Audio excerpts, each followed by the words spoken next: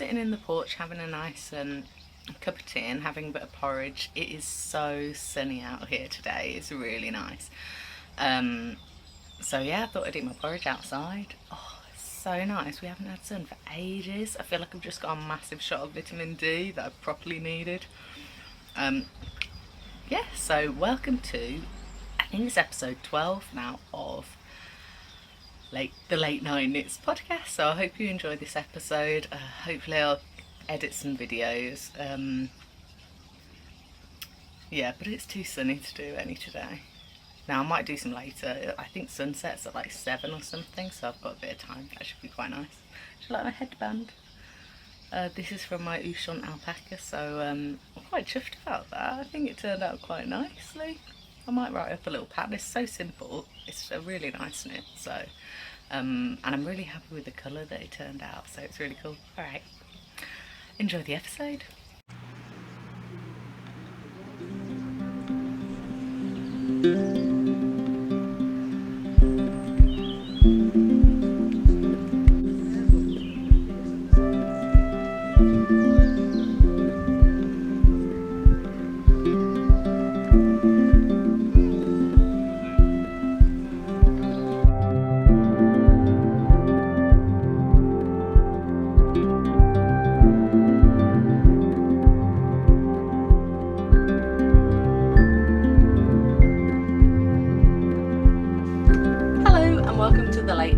Podcast with me, Alex. So I live in the United Kingdom. I live in the Midlands, and today I'll be talking about knitting, a bit of quilting, and some spinning that I've been doing recently. So this is why my hair looks crazy at the moment, because I just took off this headband. So this is a headband that I made the other day, and it's Lichen alpaca. So if you've been watching the podcast before, this is the Lichen alpaca. It's 50% Lichen, 50% alpaca. And yeah, it's got a kind of black stripe in it. It's got this pale caramel colour because I used a fawn alpaca. And it's just come out a really nice colour. I really thought it'd be just a pale brown, but it's got these, I don't know if I'd say tweedy. Yeah, it's got these kind of grey strips and it's really lustrous. I did it 2-ply and it's actually come out really nice and flat, but it's got this lovely texture with these kind of twists. You know when rock gets twisted and it has all those different colours together? It kind of looked like that, but with a silvery bronzy kind of colour. So I'm really glad about that, and it's keeping me really warm on this really hot day. So it's probably not the best day to finish this kind of thing, but it was a really nice kind of palette cleanser after I finished this project that I've been doing for ages. So I've been doing this Alice Starmore child's panel ganzi.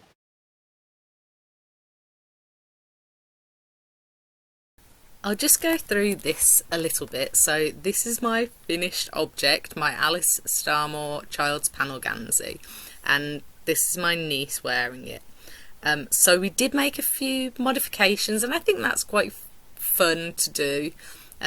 Where you can see the heart motif in the middle, I put a cat face with a little bead. She liked that, and we worked together with some pictures, and we just put the little cats in, and she liked the idea of having the E's for her name, and we just sort of made some little adjustments. I also, once I got to that place on the sleeves, it was kind of taking me a long time to do, so I did just switch to plain on bigger needles just to finish off those sleeves, but I think it looks quite nice. There's a corrugated rib which I struggled a little bit at first. I originally chose to use a Wendy blue wool that was just a bit twisty, and I wasn't really very keen on it. I did the whole section of that, and then I just put it aside and I redid the whole of the rib in different colours. But actually I'm so glad, because if I'd done the whole project in that colour and then not enjoyed doing it, it would have been, well, it would have taken even longer than it did. But I really enjoyed making it. I think it's been a great opportunity for me to learn about Fair Isle knitting. The book that had the Alice Starmore panel Gansey in it was really instructive. I did lose it for a while, but I found it again, and I did all the decreases for the shoulders and the sleeves, so I'm really happy with that. I also, yeah, the collar is black and white, blue and white in the picture, but I just did it in blue, and I think that looks quite nice. And yeah, it fits really well, and she says she's really warm in it, so it's really nice that she can actually be able to wear that for maybe a couple of years, and then it can go on to maybe like another child, or she can keep it forever. But yeah, I'm just really proud. It was my first jumper and my first sort of, well, almost all over jumper, so I'll be quite happy to do an adult size one next. Maybe not right now, but yeah, in future. You know, it's really given me confidence to do this type of stuff, and I'm really excited for Shetland Wool Week this year. I've got a little project I'm going to show you next time about that, so that'll be really cool. Yeah, so I'm just really proud of that, and yeah, I hope you don't mind that this is a voiceover rather than a little video, because I totally forgot to do anything to say anything about this. Yeah. Oh, I've still got to do the whiskers, but that's alright. Oh, she could sew it. She's quite good at that.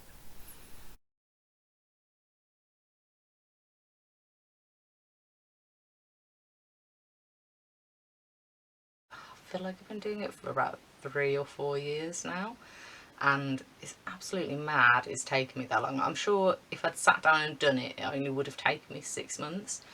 But I think when I got to a problem, I kind of stopped and kind of put it to the side and didn't kind of reach for it for my knitting, and got distracted by other things. So I'm really glad that I've got that done. And I thought, oh, you know, I just need something really easy and simple, and because I was spinning this up, and I thought I'd just do something that's little and quick that I can show people. Because I am selling some of this in my Etsy shop, if you go and have a look. And it turns out, yeah, it's just really lovely. I'll probably put a little close-up in the video of that. Yeah, but I'm really happy. It's so cosy. If you want the pattern, I can write up the pattern. It's quite a simple one, but it works for DK, and it's really soft. I probably only sort of scratched a little, like, gone like that a couple of times today. So, and it's 50% alpaca, 50% Ushan. So yeah, yep, really happy with that.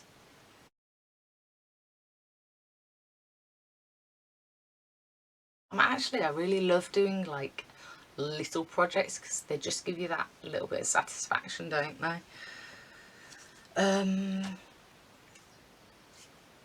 So knitting, so I'm going to talk a little bit about quilting later, because I've been looking at these half square triangles, and these are for a blanket that I'm doing. These are just Armscut Manor, Portland. They're her black, Welsh Mountain and Portland are really nice for monochrome projects.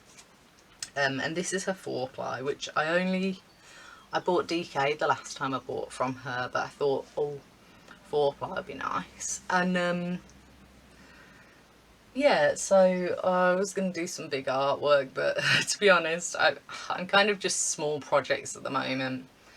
I think that's fine. I'm not going to try and start any massive jumper project. I'm going to try and finish a project. Having said that, these are part of a blanket project, but I quite like that I can knit that, put it to one side and be like, I did it. knit that, put it to one side, I did it, and then eventually you have loads to do. But I did time myself doing one and it took me 45 minutes. So I don't know whether that was the actual timing or if there were times when I was like watching Vampire Diaries and going, oh, don't kill them, and not really knitting, so maybe it didn't take that long. So I might try and time myself again. It's a really simple pattern. If you're interested in knowing what that pattern is, I could do a little video about it, or I might write the pattern up for a little cushion, because did anyone do in the UK we do the 11 plus, so when you go to secondary school you do an exam that's like verbal reasoning, something else, and non-verbal reasoning, and you used to get like a sequence of squares and then you'd have to guess what the end of the sequence was or something. But I just really love how versatile these shapes are. You know, you can make trees, you can make squares, and I just think it's really fun to see what possibilities there are, and that's quite a popular quilting thing. And I was just watching some videos earlier of a woman basically turning around half square triangles and seeing what different patterns she made, and it was like, some of them you just think, oh gosh, yeah, you can just make that with triangles. I suppose it's a bit like pixels, isn't it, for any fair arm knitting that you're doing.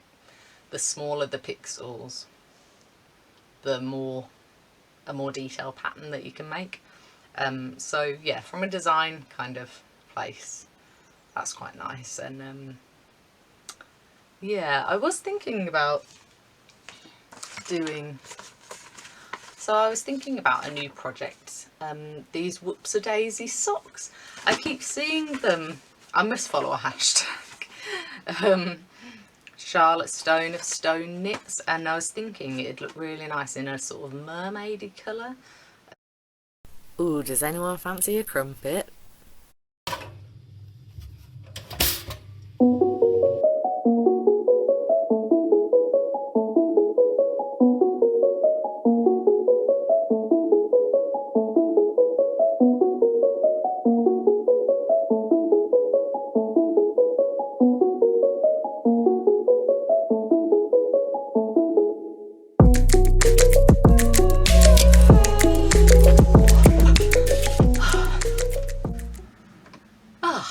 I went and got a cup of tea. Right, what else were we going to show you? I think I was just showing you these Whoopsie-Daisy socks. I just think they're really cute. Maybe I will get some mermaid. Do you know what? I really wear down my own socks. Like, it doesn't, we have a tiled floor, and maybe I shuffle a little bit when I'm just wearing socks around the house. So I might put a strand of Wensleydale in these and hope that it doesn't change the gauge too much, or maybe I can do a smaller sock or something and just see if that just gives an extra bit of sturdiness, because when you pull like this Home Farm Wensleydale stuff that I've got, when you pull it, it's really quite strong, so I'm hoping that it doesn't wear down too much. So I won't need to darn, because some other 4-ply I used, I already needed to darn it. It took me so long to make those socks. But I don't really like using nylon. I just, it's fine. Like, sometimes I do use, like, baby snuggle wool, it's got a lot of plastic in there, that's fine. It's washable, you know, it's fine.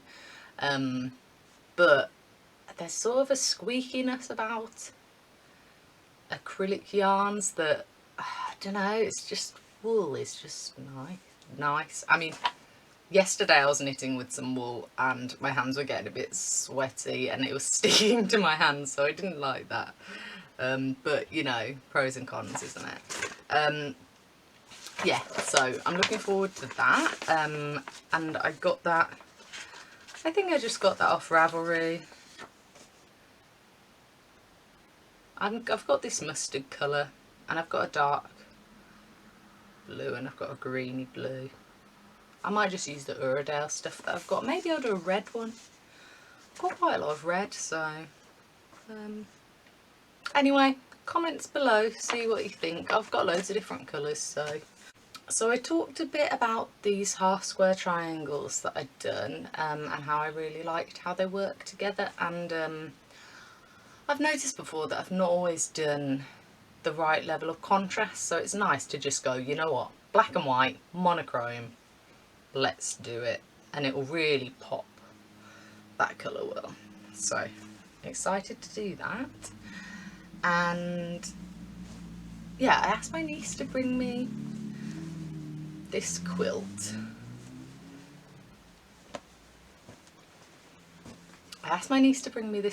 Back, and I can't believe it's 7 years old already. It took me like a year to make, but I really enjoyed making this, my little hand knit late night knits, and I chose the pigs because my sister loves pigs, and the and what else did I put on here? Oh yeah, oh, I did a little handprint. They're so cute. Sometimes I get her to put a little hand on there and we're like, you haven't grown. No, she has grown. Oh, so small. Anyway, yeah, so it's a really nice quilt, and they use it all the time, and it's been washed and battered about, and I'm pretty impressed with my own whip stitching, to be honest. I think I've only had to re-sew a bit of it once. I'm quite impressed. Very sturdy. I might have to do a oh, it smells of them. Oh, you know, you're just like, oh, I miss them. But it's fine because we're coming out of lockdown now, and as of Monday, I think it's 2 households can meet in someone's garden, and so yeah, we'll be able to get to see people a bit more. Oh, I really need to sew this. Oh, I think I've used up all my pink. Anyway, I'll probably fix that while I'm doing it. So the reason I was showing you this is because I decided while I was watching a Mary Fond's quilty video about quilt labels, I thought, oh, that'd be really nice to do a quilt label saying, oh, this is Auntie Alex made this for, I've not forgotten her name, I'm just not going to say it on the internet. You know, saying, Auntie Alex made this quilt in such and such a year. And yeah, so that's quite nice. And what I realised, of course I did this, so I went online and bought a free motion quilting, like a needle, no, a foot. And then after I bought it, I went into a tray in like my sewing chest of drawers sort of thing, and realised that I already had one. And then it arrived the next day, and now I've got 2, so it's fine. But yeah, so basically that means that I can write, I've written hello, and I'm going to practice a little bit just trying to write things. And actually I think that would be really nice because I might be able to write some labels, so I might get an embroidery pen. There's this like magic pen that you basically write the picture that you want, and as long as you don't get it wet, it stays on the fabric and you can sew over that pattern and then it washes out. So yeah, but I made the mistake of leaving my last one around, and I think people thought it was a felt tip pen for I left it in a room in a visitor attraction where I worked. Left it in a room next to a feedback survey, so the next time I saw it I was like, oh, there's my pen. Oh, everyone's written their feedback surveys in my embroidery pen. Fail.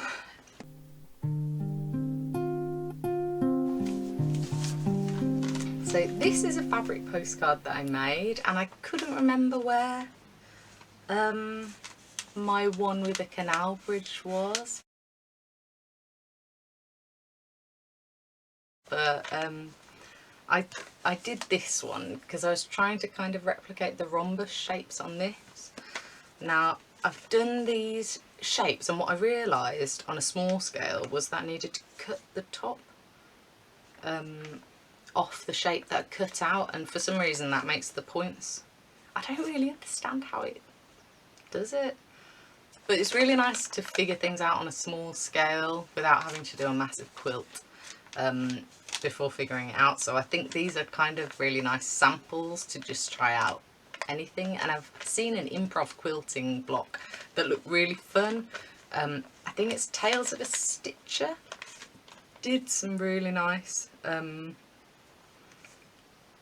quilts, and I think I'd quite like to try that. Just some really modern looking quilts. This is I was going to put black around the edges to make it look canal arty, but I might have some bias binding knocking about, but I couldn't see any. Yeah, I quite like these Shire books.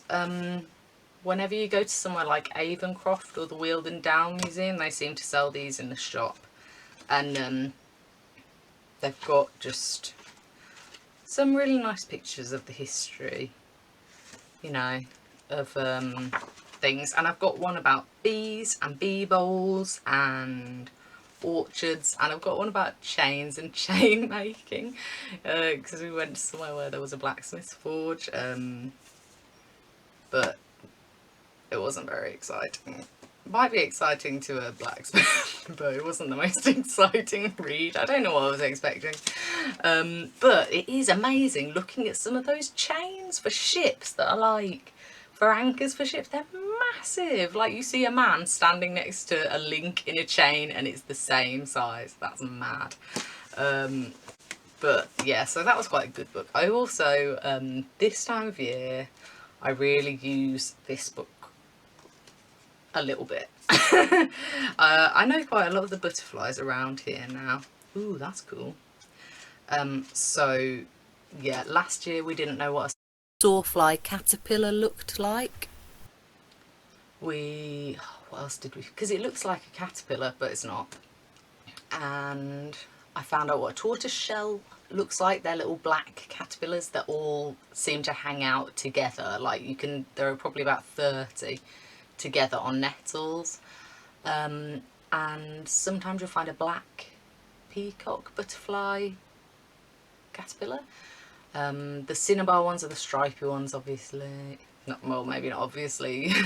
If you've got any ragwort in your area, then you might have cinnabar moths, which are like black with bright pink on, which are really cool.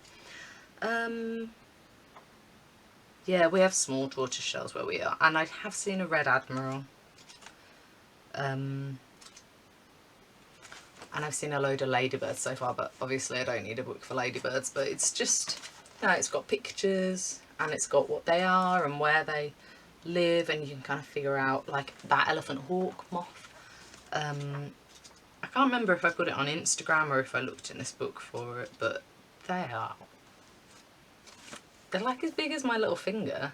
Some of the ones when I lived in the south of France, someone would bring, or they'd see a moth and the moth would be this big and it would be like bigger than your finger, the body of it. It must be something to do with the sunny weather. We don't get anything as big as a hand here.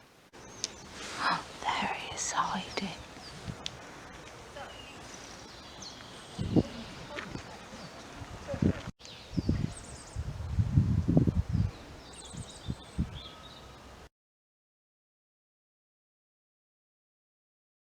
I hope you enjoyed listening to me just chat about what my projects are at the moment.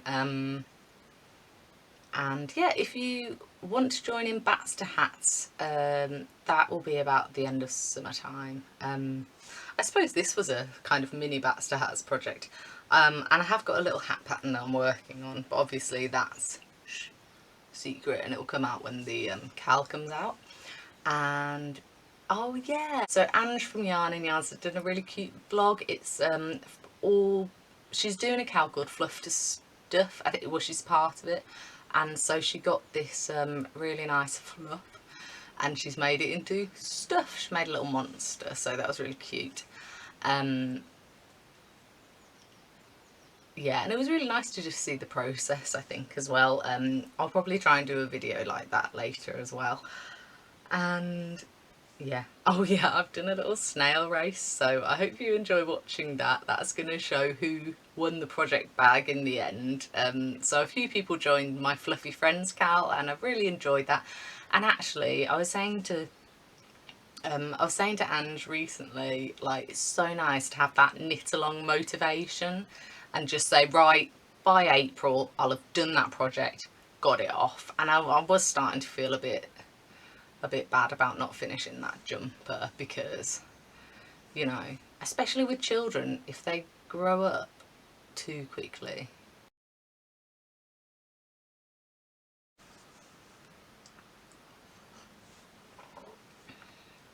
Oh yeah. I'm absolutely loving the colours that have come out in this. I'm so surprised that it's so, well, so even really, because it's I haven't done that much spinning. This is a little project bag that I've been making, but also I was thinking I might make a bigger one for like a fibre bucket, because I can fit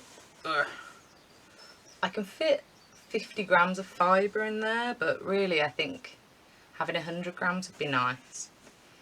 I don't know actually. Maybe what does anyone else do with theirs? Because what I do is I'll like pull a roving apart and just leave it on the sofa. And I mean, I don't have any like animals in the house or anything, so nothing's gonna mess it up.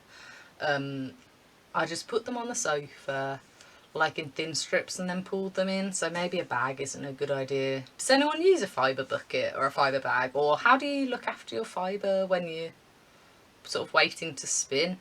Comment below if you've got any interesting things. Anyway, maybe I've talked myself out of a project. Right.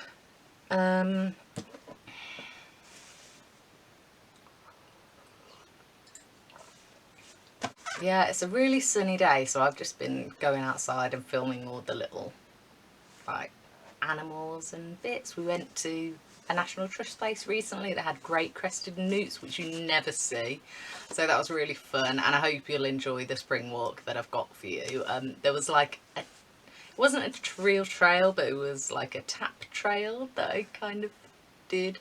I just saw a tap and was like, ooh, a tap, and then I saw another tap and was like, ooh, a tap, but like garden taps that are quite low down, so that you can attach a hose to them basically.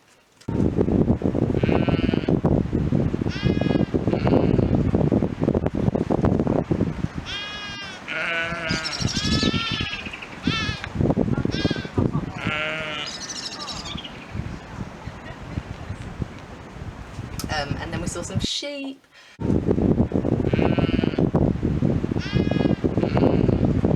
But there's like loads of signs about people not walking their dogs near sheep, and sometimes you'll see people walking their dogs in like a field with some pregnant sheep or some lambs, and you kind of think, oh, are they meant to be there? That's really like, sounds like a yeah, worrying time of year for shepherds when they don't want their sheep to lose any lambs because they're worried about dogs being in the field. But then there's kind of that balance between having public footpaths and keeping livestock safe. So we found some sheep as well, so I've shown you a video of that, and there are lots of signs around that I've noticed a bit more, lots more signage about dogs worrying sheep, and especially at this time of year on Instagram, I see a lot of farmers posting about, you know, keeping your dog on a lead, because you know, it's lovely to have those public footpaths and be able to take dogs around, but also need to keep the sheep all right. So yeah, I think that's important. So I've been practicing for a little snail race, so I'm going to do this instead of a number generator at the end of the Fluffy Friends KAL. So depending on how many snails I need, we'll do a little snail race to see who's going to win the project bag. I thought it'd be more fun to do a snail race. Here are the snail contenders.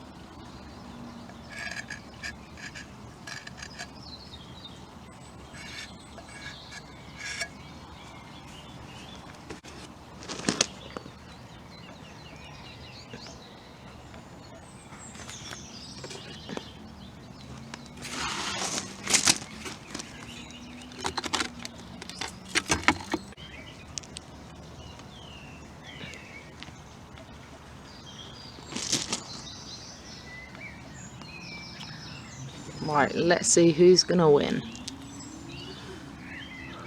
1, 2, 3. I'm gonna play as well because just a bit of fun. So, Ange, Charlie, my wool mitten and me. And we'll see how far they can get. If they wake up. Wait a minute. They all should be facing the right way around.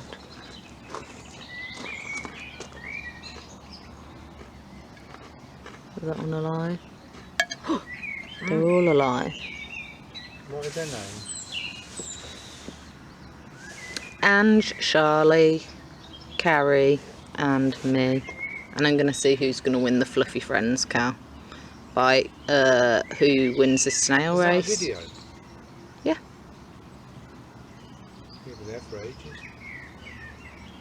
I know.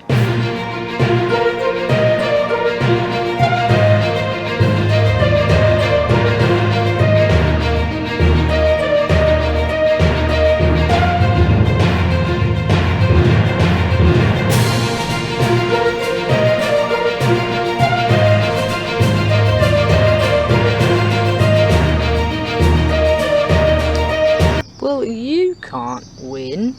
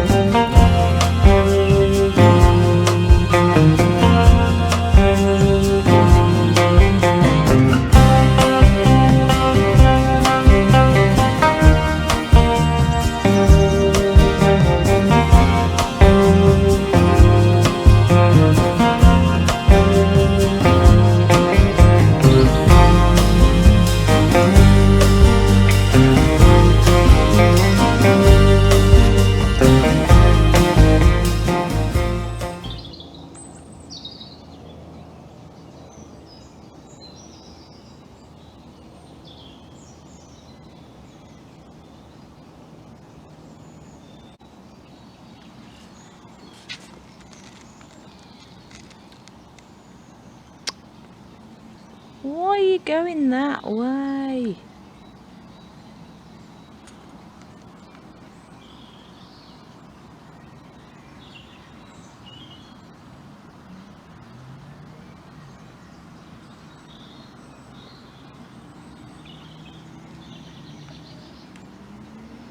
Come on, Ange and Charlie button ones. Ah. Oh no.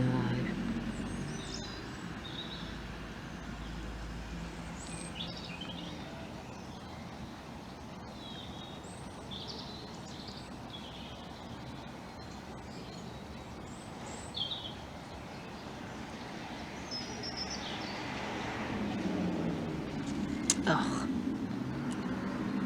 And Carrie's snail really didn't want to go where I wanted it to, which was that way.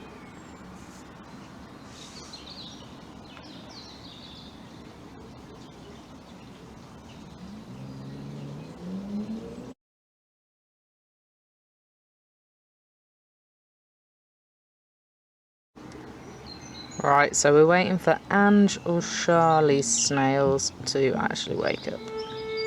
Come on, we're doing a snail race to see who wins. Oh, my snail that I put in just for fun has just won the race. You're not meant to win the race. Look, he's doing a little victory dance. It's so cute. Oh, it's good. Victory! Victory is mine. See you later.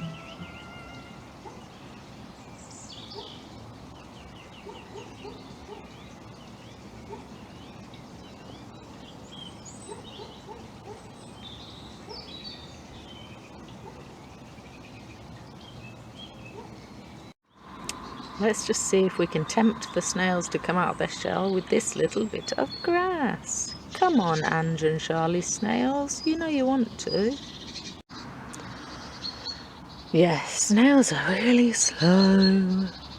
Come on, snails, wake up. I did check that they were alive before we did the race. Should probably have set a time for when the race was finished. Might come back in 10 minutes. Okay, the Charlie Button snail is coming out of its shell a little bit, I think. Right, so Ange's snail and Charlie Button's yarn's snail have both got into the final heat. So they're going to rest up for tomorrow because it's getting a little bit cold for them and they don't want to come out of their shell. So, yeah, see you tomorrow. Oh, I forgot I was going to talk about my Helicella vigata. So here it is. And this is based on those cute little snails that I told you about that were in the snail race. It's on my Ravelry shop. Yeah, they're so cute, the little vineyard snails. The contenders have been kept in the box overnight under a little tile. Uh-oh. Oh. Phew.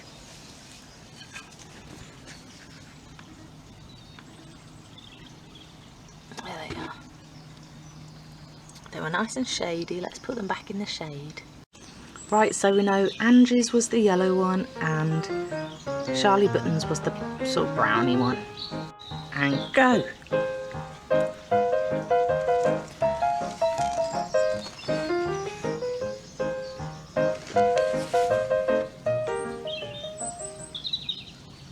Well, he's moving a lot faster than he was yesterday, isn't he?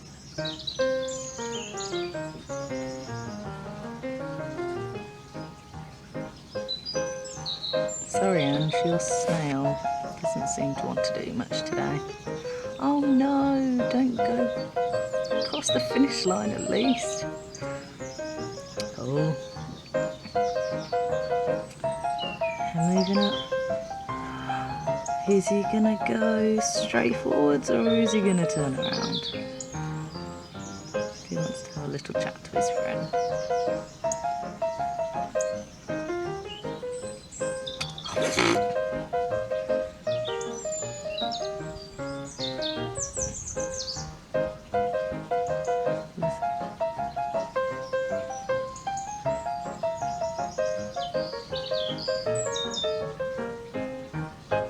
Do snails always go east or something?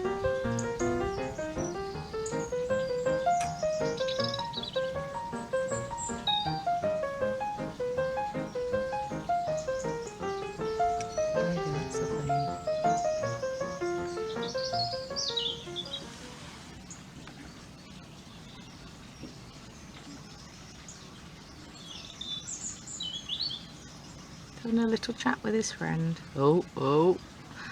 Oh, he's a contender again. He's decided to go for the finish line. Will he manage to pip Ange's snail at the post? You can do it.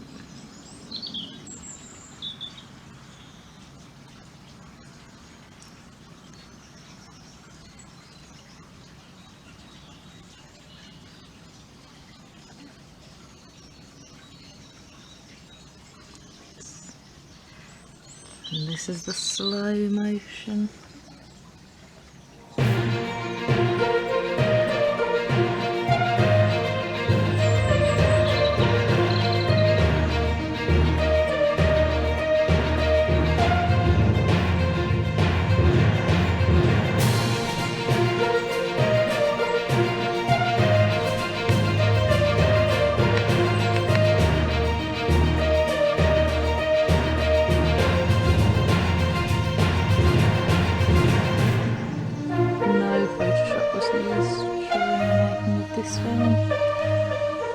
Gonna double check the VT. Has he crossed the finish line?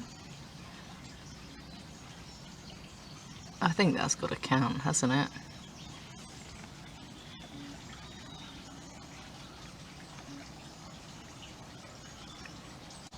And Shirley Button's snail is the winner. Well done. And he's coming back to say hello to his teammates. He is a good snail. And now he's going to go and hang out in the garden. That's very nice.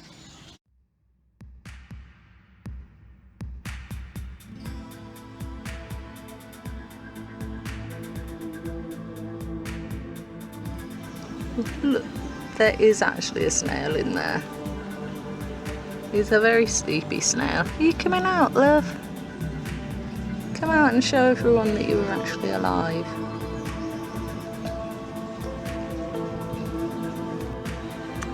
Hello, Angie's snail. How did you feel about how that race went? You were a bit late to start, weren't you? Are you going to give it a go now?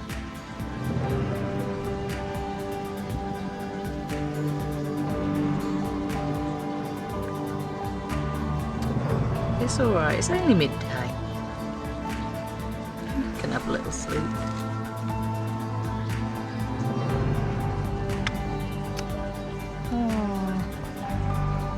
You would have loved that race.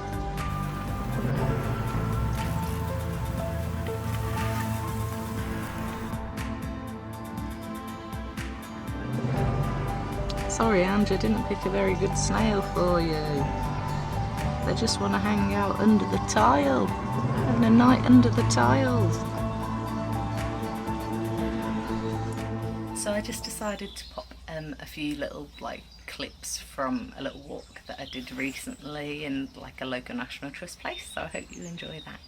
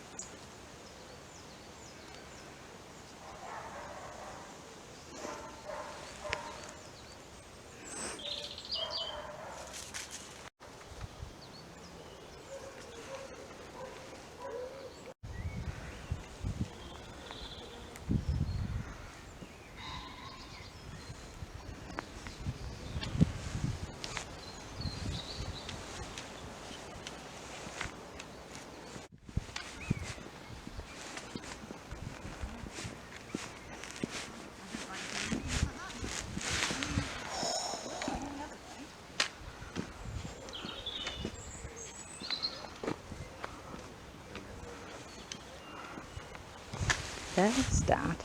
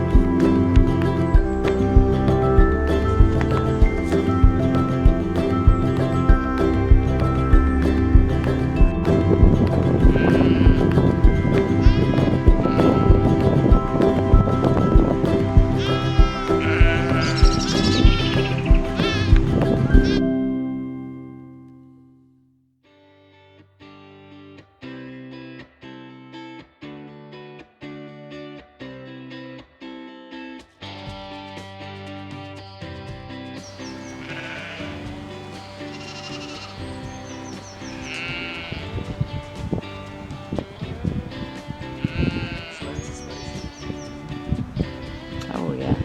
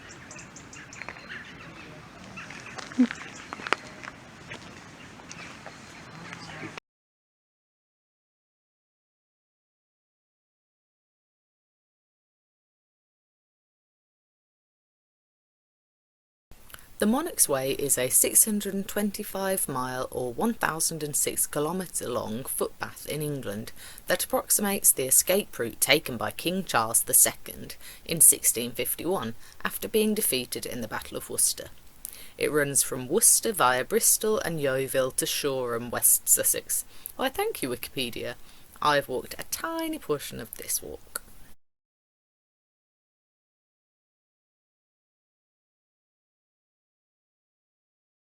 So I hope you enjoyed this episode, and I hope you're getting to go out in the sunshine, or if not, at least stay in, keep warm, and get some nice knitting done and some crafting. Mention in the comments below if you liked this episode, and feel free to subscribe. That helps other people get to my channel. Yeah, so I hope you have a nice week. Okay, bye.